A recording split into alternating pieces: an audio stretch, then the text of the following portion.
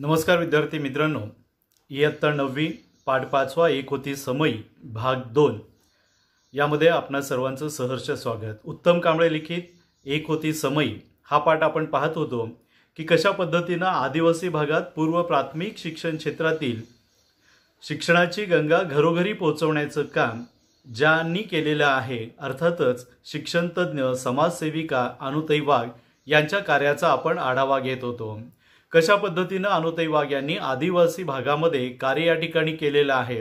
तत्पूर्वी भाग 1 मध्ये आपण पाहिलेलं आहे की अनुताई वाघ यांच्या जीवनामध्ये जी संकट त्या ठिकाणी आली होती, जी वादळं आली होती, ती वादळं झेलत पचवत विशाल सागराचं रूप अनुताई वाघ यांनी कशा पद्धतीने धारण केलेलं आहे।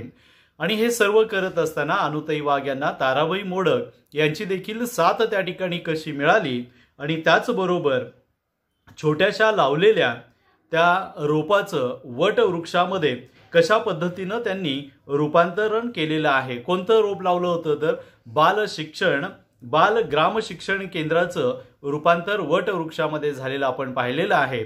यानंतर भाग 2 ची सुरुवात आपण या ठिकाणी करणार आहोत। रानावनात भटकणाऱ्या आदिवासींना व्यावहारिक शिक्षण देणं तसं खूप सोपं। बघा म्हणलेलं आहे की आदिवासी म्हटल्यानंतर रानावनामध्ये भटकणारे हे आदिवासी, त्या आदिवासींना व्यावहारिक शिक्षण देणं खूप सोपं। आता व्यावहारिक शिक्षण म्हणजेच काय? मी तुला एक वस्तू देतो, त्या मोबदल्यामध्ये तुम्ही मला काहीतरी द्या किंवा दुसरी वस्तू द्या, याला व्यावहारिक शिक्षण असं म्हटलं जातं। म्हणजे वस्तू किंवा एखादं साहित्य दुसऱ्याला देणं आणि त्या बदल्यामध्ये काहीतरी साहित्य किंवा वस्तू त्या ठिकाणी घेणं याला व्यावहारिक शिक्षण म्हणतात।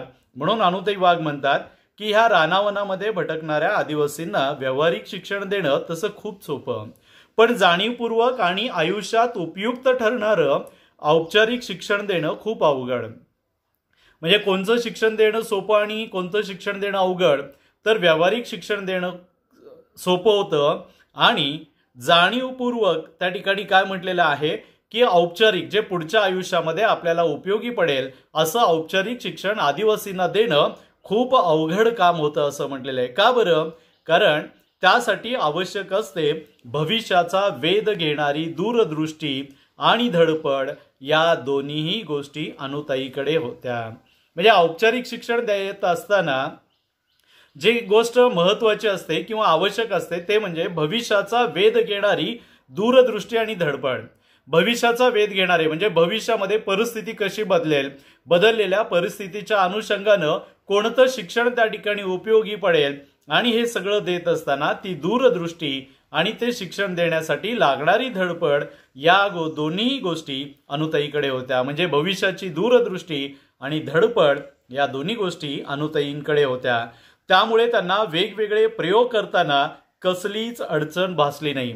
आता हे वेगवेगळे प्रयोग अनुताईंनी कुठे केलेले आहेत तर शिक्षणाच्या क्षेत्रामध्ये आदिवासी मुलांना पूर्व प्राथमिक शिक्षण देत असताना वेगवेगळे प्रयोग अनुताई वाघ यांना या ठिकाणी करावे लागले आणि हे सगळे प्रयोग करत असताना त्यांना कोणतीच अडचण भासली नाही म्हटलेलं आहे, कारण त्यांच्याकडे होती ती भविष्याची दूरदृष्टी आणि धडपड।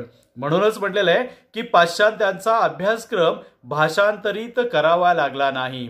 पाश्चात्यांचा अभ्यासक्रम त्यांना भाषांतरित करावा लागला नाही। म्हणजे इंग्रजी माध्यमाचं जे काही शिक्षण आहे, ज्याला आपण पाश्चात्य शिक्षण पद्धती वगैरे म्हणतो, ते भाषांतर वगैरे करून सांगणं अशी काही भानगड त्यांना करावी लागली नाहीये। म्हणजे पाश्चात्यांचा अभ्यासक्रम त्या ठिकाणी भाषांतरित, या आपल्या बोली भाषेमध्ये भाषांतरित करावा लागला नाहीये। प्राथमिक शिक्षण म्हणजे एकूणच शिक्षणाचा आणि आयुष्याचा भक्कम पाया असावा लागतो। खऱ्या अर्थानं आपल्याकडं हळूहळू आता शिक्षण क्षेत्रामध्ये त्या ठिकाणी क्रांती होऊ लागलेली आहे, पण ज्या देशातील प्राथमिक शिक्षण त्या ठिकाणी भरभक्कम आहे तो देश मजबूत अवस्थेमध्ये किंवा खंबीर ताकदवान अवस्थेमध्ये असलेला आपल्याला दिसून येतो। उदाहरण द्यायचं झालं तर जपान असेल, चीन असेल, यांनी प्राथमिक शिक्षणामध्ये खूप त्या ठिकाणी प्रगती केलेली आहे। प्राथमिक शिक्षणामध्ये त्यांनी जोर या ठिकाणी धरलेला आहे आणि ते प्राथमिक शिक्षण मातृभाषेतूनच देण्याचा प्रयत्न किंवा अट्टहास या ठिकाणी या दोन्ही देशांनी केलेला दिसून येतो। म्हणून ते देश प्रगतीपथावर या ठिकाणी पोहोचलेले आपल्याला सांगता येईल। म्हणूनच खूप महत्त्वाचं वाक्य म्हटलेलं आहे, प्राथमिक शिक्षण म्हणजे एकूण शिक्षणाचा आणि आयुष्याचा भक्कम पाया असावा लागतो. प्राथमिक शिक्षण एकदा मजबूत झालं, बळकट त्या ठिकाणी झालं की आपोआपच भविष्यामध्ये काय होतं म्हटलेलं आहे की सर्व जे काही आपले कार्य आहे ते सहजपणे त्या ठिकाणी पार पडतात, कारण प्राथमिक शिक्षणामध्ये तेवढी ताकद असते.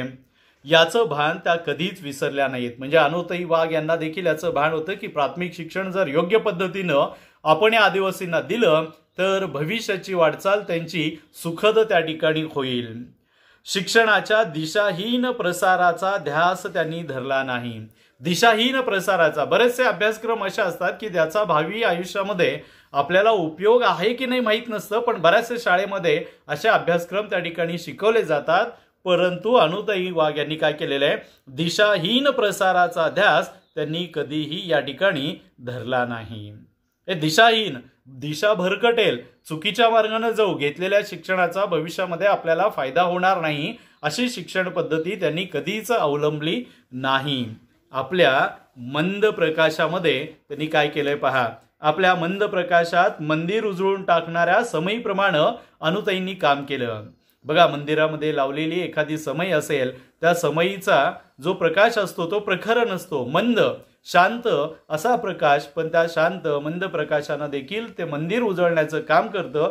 तसंच कार्य म्हणजे अनुताई वाघ एकट्याच त्या ठिकाणी धडपडत होत्या. त्या अनुताईंनी आपल्या मंद प्रकाशानं, शीतल अशा प्रकाशानं हे आदिवासींचं जे काही त्या ठिकाणी पाडा होता किंवा वस्ती होती तिथपर्यंत हे शिक्षण नेलेलं आहे.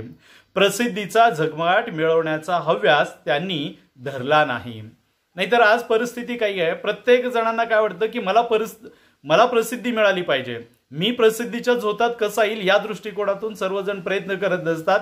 म्हणून आपण पाहतो पावसाळ्यापूर्वी तोच खड्डा असतो, पण जर वर्षी पुढारी बदलला जातो, पाहुणे बदलले जातात आणि वृक्षारोपणाचा कार्यक्रम त्या ठिकाणी होतो, फोटो काढले जातात, पेपरमध्ये त्या ठिकाणी फोटो येतो, झाड मात्र दुसऱ्या तिसऱ्या दिवशी त्या ठिकाणी त्या खड्ड्यातून गडप झालेलं आपल्याला दिसून येतं. म्हणून म्हटलेलं आहे की अनुताईंना मात्र असा प्रसिद्धीचा झगमगाट मिळण्याचा हव्यास नव्हता. त्यांनी असं कधीच म्हटलं नाही मी आदिवासीसाठी काम करते, कोणीतरी माझ्या कार्याची दखल घेतली पाहिजे, असं त्यांना कधीच वाटलं नाही. कारण त्या आणि त्यांचं कार्यच स्वयंप्रकाशित होतं. बघा, त्या स्वतः आणि त्यांचं कार्य स्वयंप्रकाशित होतं. स्वयंप्रकाशित कोण आहे, तर सूर्य हा स्वयंप्रकाशित आहे. सूर्याला सांगावं लागत नाही की सकाळ झाली, आपोआपच त्याच्या किरणानं, त्याच्या प्रकाशानं लोकांना त्या सूर्याची जाणीव होती. तसंच कार्य अनुताईंचं होतं. अनेकांनी या लोभस उजेडात आपल्या आयुष्यातील अंधार संपवण्याचा प्रयत्न केला. म्हणून या लोभस उजेडामध्ये म्हणजे अनुताईंनी शिक्षणाचं जे काही उजेड सर्वत्र पसरलं होता, म्हणजे शिक्षण देण्याचं कार्य त्यांनी जे हाती घेतलं होतं, त्या शिक्षण देण्याच्या कार्यामुळं अनेकांचं आयुष्य त्या ठिकाणी बदलून गेलेलं आहे, प्रकाशमान झालेलं आहे. त्यांनी केलेल्या अजोड कामाला कोणाच्या शिफारस पत्राची गरज नव्हती किंवा एखाद्या पुरस्काराची आवश्यकता नव्हती. म्हणजे त्यांनी अनुताई वाघ यांनी जे अतुलनीय उत्तम असं कार्य केलेलं आहे, त्या कार्याला कोणाच्या शिफारस पत्राची गरज नव्हती की यांनी उत्तम काम केलेलं आहे असं कोणीतरी शिफारस पत्र द्यावं आणि त्यांना एखादा पुरस्कार मिळावा अशी अजिबात त्या ठिकाणी आवश्यकता नव्हती. कारण पुरस्काराला छेद देऊन पुढे जाणारं त्यांचं कार्य होतं. पुरस्काराच्या पलीकडं पुरस्कार मिळावा असा हव्यास नव्हता किंवा पुरस्कारासाठी कार्य या ठिकाणी अनुताईंनी केलं नाहीये. त्या पुरस्काराच्याही पलीकडे जाईल एवढं महान कार्य अनुताईंनी केलेलं आहे. म्हणूनच आदर्श शिक्षक, पद्मश्री, दलित मित्र यासारखे मान सन्मान नेहमीच अनुताईंच्या शोधात भटकत राहिले. म्हणजे कोसबाडच्या त्या आदिवासींच्या टेकडीपर्यंत हे सर्व मान सन्मान पुरस्कार त्यांच्यापर्यंत या ठिकाणी आलेले आहेत. कोणकोणते मान सन्मान पुरस्कार आलेले आहेत? आदर्श शिक्षक असेल, पद्मश्री असेल, दलित मित्र असेल, यासारखे मान सन्मान नेहमीच अनुताईंना शोधत त्या ठिकाणी कोसबाडच्या टेकडीपर्यंत त्या ठिकाणी आलेले आहेत. अनुताईंना कुठेही जाण्याची आवश्यकता नव्हती, कारण त्या स्वयंप्रकाशित होत्या. त्यांचा प्रकाशच म्हणजे त्यांचं कार्यच एवढं महान होतं की वेगवेगळे पुरस्कार या ठिकाणी त्यांच्यापर्यंत आलेला आहे. म्हणून भारत सरकारतर्फे दिला जाणारा पद्मश्री सारखा महान पुरस्कार त्यांना मिळालेला आहे. आदर्श शिक्षक, दलित मित्र यासारखे अनेक पुरस्कार अनुताईंना या प्राप्त झालेले आहेत. शिक्षणाच्या अनुषंगानं अन्य क्षेत्रातही अनुताईंनी फार मोठं काम केलं आहे। शिक्षणाच्या क्षेत्रामध्ये तर त्यांनी काम केलेलंच आहे, पण शिक्षणाच्या क्षेत्रामध्ये काम करत असताना अन्य क्षेत्रामध्ये देखील अनुताईंनी खूप मोलाचं योगदान या ठिकाणी दिलेलं आहे। मग कोणकोणत्या क्षेत्रामध्ये त्यांनी कार्य केलेलं आहे किंवा मोलाचं योगदान दिलेलं आहे पहा। शिक्षणाबरोबरच त्यांनी बालकल्याण, शिक्षणाबरोबर बालकल्याण, बालकांचं कल्याण, बालकांचा विकास होण्यासाठी वेगवेगळे उपक्रम त्या ठिकाणी हाती घेतले। मूकबधिरासाठी शिक्षण, जे मुके आहेत, ज्यांना बोलता येत नाही, ऐकू येत नाही, अशा मूकबधिरासाठी देखील त्यांनी शिक्षण कशा पद्धतीनं देता येईल यासाठी कार्य केलेलं आहे। महिला विकास कार्यक्रम, महिला सक्षमीकरणाच्या हेतूनं महिला सक्षम झाल्या तर आपोआपच कुटुंब सक्षम होतं, यासाठी महिला विकास कार्यक्रम, अंधश्रद्धा निर्मूलनासारखे कार्यक्रम, जे आदिवासी भागामध्ये मोठ्या प्रमाणात वेगवेगळ्या अंधश्रद्धा या ठिकाणी असतात, त्या अंधश्रद्धा निर्मूलनासाठी, अंधश्रद्धा दूर होण्यासाठी अनेक कार्यक्रम त्यांनी राबवलेले आहेत। स्वच्छता, आदिवासी लोकांमध्ये स्वच्छतेचं एवढं महत्त्व त्यांना माहीत नव्हतं, स्वच्छतेचं महत्त्व पटवून सांगितलं, आरोग्याचं महत्त्व, आणि म्हणूनच म्हणलेलं आहे स्वच्छता कुटुंब कल्याण। म्हणजे कुटुंबाचं कल्याण करायचं असेल तर कुटुंबामध्ये किती मुलं पाहिजे, किती अपत्य पाहिजेत, त्यांचं लालन पालन कसं केलं पाहिजे, त्यांचं संगोपन या ठिकाणी कसं केलं पाहिजे, त्याचबरोबर आरोग्य आदी विषयावरही खूप कष्ट घेतले।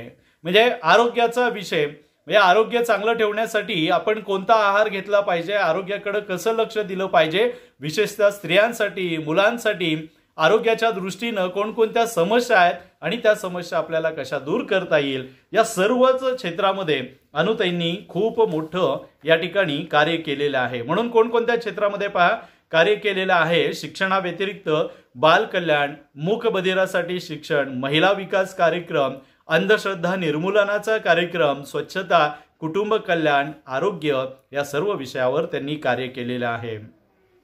एक चांगला नागरिक निर्माण होण्यासाठी ज्या ज्या गोष्टी आवश्यक आहेत त्या सर्व त्यांनी केल्या। एक चांगला नागरिक होण्यासाठी, देश प्रगतीपथावर जायचं असेल तर त्या देशातील नागरिक त्या ठिकाणी उत्तम सुसंस्कृत असणं खूप गरजेचं आहे। म्हणूनच म्हणलेलं आहे की एक उत्तम नागरिक, एक चांगला नागरिक निर्माण करण्यासाठी ज्या आवश्यक गोष्टी आहेत त्या सर्व गोष्टी या आदिवासींना देण्याचं कार्य अनुताई वाघ यांनी केलेलं आहे। एकाच वेळेला अनेक प्रयोग, म्हणजे अनुताईंच्या कार्याचं वैशिष्ट्य आपल्याला या ठिकाणी सांगता येईल की एकाच वेळी अनेक प्रयोग त्यांनी हाती घेतलेले आहेत, असेही त्यांच्या कामाचं स्वरूप होतं। म्हणजे शिक्षणाचं असेल, आरोग्याचं असेल, स्वच्छतेचं असेल, हे एकाच वेळी वेगवेगळे प्रयोग त्यांनी त्या ठिकाणी राबवलेले आपल्याला सांगता येईल। त्यामुळेच केवळ देशातील नव्हे तर परदेशातील संस्था आणि शिक्षण क्षेत्रातील कार्यकर्त्यांना कोसबाडच्या टेकडीचं सातत्यानं आकर्षण राहिलं।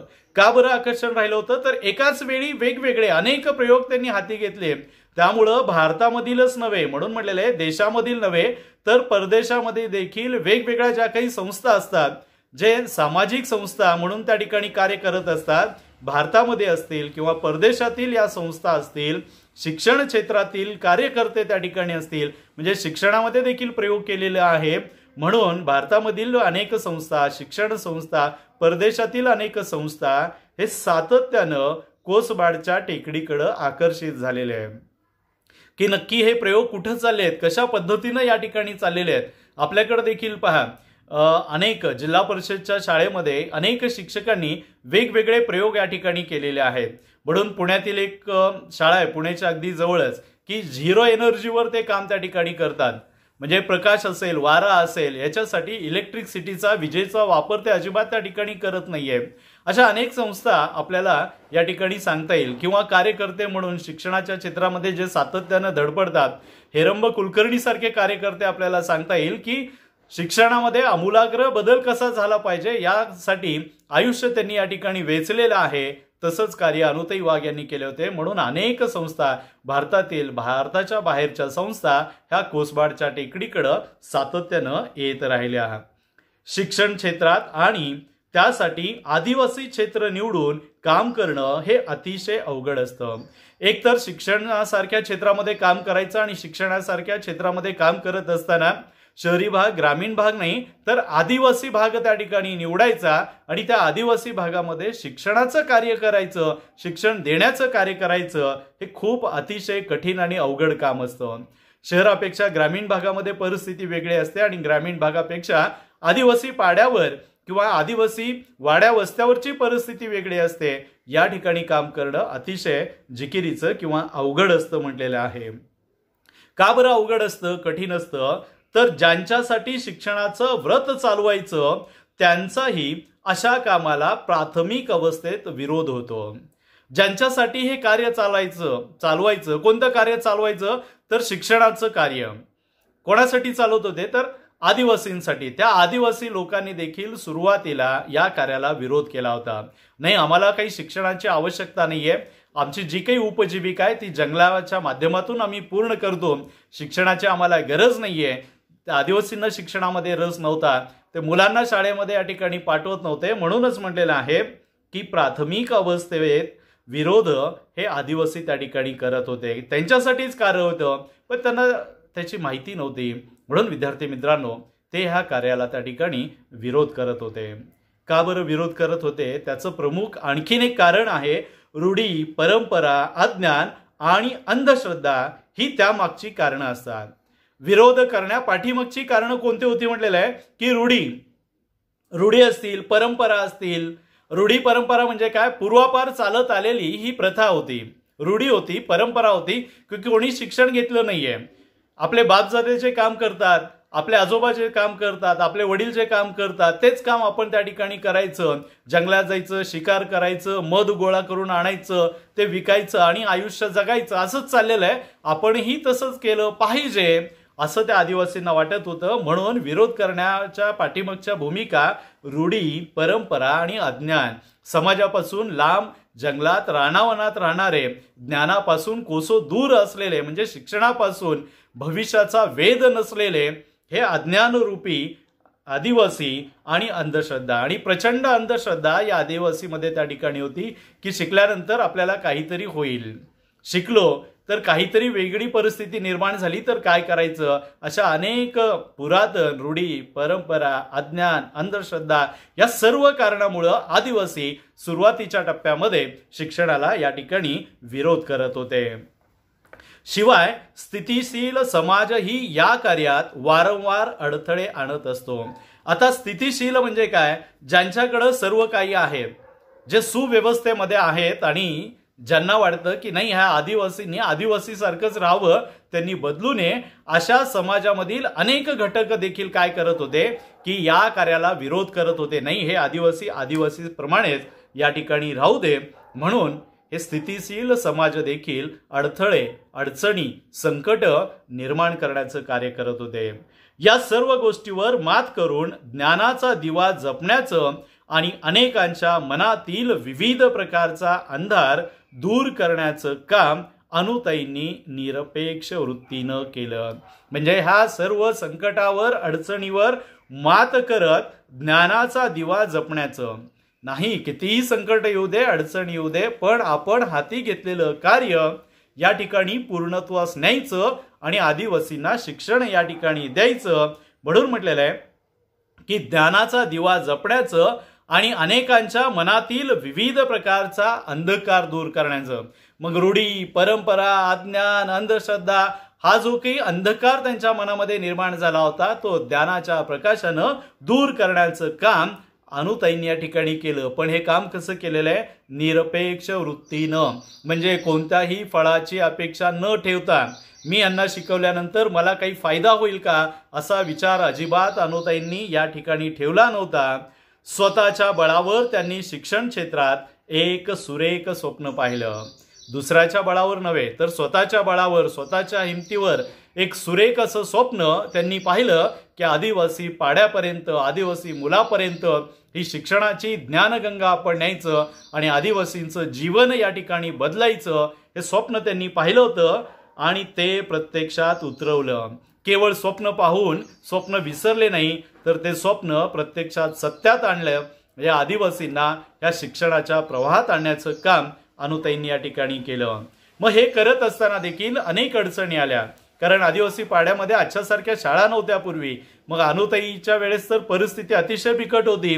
त्यावेळेस शाळा कुठं कुठं भरत होती आणि कशा पद्धतीनं ही ज्ञानगंगा त्यांच्यापर्यंत पोहोचली किंवा ज्ञानार्जनाचं कार्य कुठं होत होतं पहा. कधी झाडाखाली, कधी गोठ्यात, कधी बोडक्या माळावर, तर कधी झोपडीत वर्ग चालून त्यांनी मोठ्या जिद्दीनं ज्ञान प्रसार केला. काय काय केलं म्हणलेलं आहे पहा. शाळा कुठं भरत होती. कधी झाडाखाली, कधी झाडाखाली ही शाळा, कधी झाडाखाली त्यांचा वर्ग भरत होता, तर कधी गोठ्यामध्ये. गोठ्यामध्ये म्हटलेलं आहे, गोठा अर्थातच काय की जनावरं बांधण्याची ती जागा. त्या जनावरं चरायला सकाळी गेली रानावनामध्ये, तर दुपारच्या वेळेस ही मुलांची शाळा त्या गोठ्यामध्ये या ठिकाणी भरत होती. कधी बोडक्या माळावर, हे हिवाळा वगैरे असेल, बोडका माळ म्हणजे जिथं झाडी वगैरे गवत वगैरे काही उगवलेलं नाहीये अशा ओसाड अशा माळ रानावर ती शाळा त्या ठिकाणी भरत होती. तर कधी झोपडीत वर्ग चालून, तर कधी कोणाची रिकामी झोपडी असेल तर त्या रिकाम्या झोपडीमध्ये वर्ग चालवत होते. कुठं कुठं भरत होतं पहा विद्यार्थी मित्रांनो. झाडाखाली, गोठ्यामध्ये, बोडक्या माळावर, तर कधी झोपडीत, अशा पद्धतीनं शाळा भरत होती. आणि हे वर्ग चालवून त्यांनी मोठ्या जिद्दीनं ज्ञान प्रसार केला. म्हणजे परिस्थिती कितीही कठीण येऊ दे, त्या परिस्थितीला तोंड देण्याचं धैर्य, ताकद अनुताईमध्ये होते. त्या हताश, निराश न होता निरंतरपणे, अविरतपणे जसा दिवा त्या ठिकाणी जळत असतो, तसं आदिवासींना शिक्षण देण्याचं कार्य त्यांनी या ठिकाणी केलेलं आहे. ज्ञानाचा दिवा घरोघरी लावला.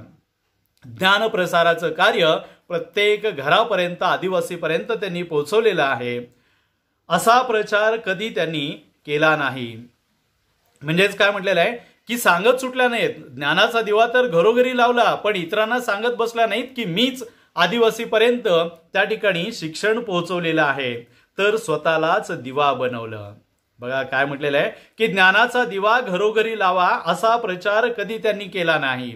म्हणजे दुसऱ्यांना सांगत बसले नाही की ज्ञानाचा दिवा घरोघरी लावा, उलट स्वतःच दिवा झाल्या आणि प्रत्येक घरापर्यंत हा ज्ञानरूपी दिवा लावण्याचं कार्य त्यांनी त्या ठिकाणी केलंय. कारण दिव्यानं दिवा जोडत गेलो तर दिव्यांची सुंदर अशी दीपमाळ तयार होते. अशी दीपमाळ आदिवासी पाड्यापर्यंत नेण्याचं कार्य त्यांनी या ठिकाणी केलेलं आहे.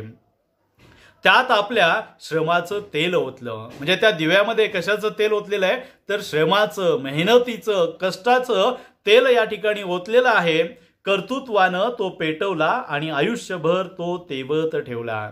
आणि कशानं, काडीपेटीनं नाही पेटवलेला आहे, तर आपल्या स्वतःच्या कर्तृत्वानं तो दिवा पेटवलेला आहे आणि आयुष्यभर तो तेवत ठेवला.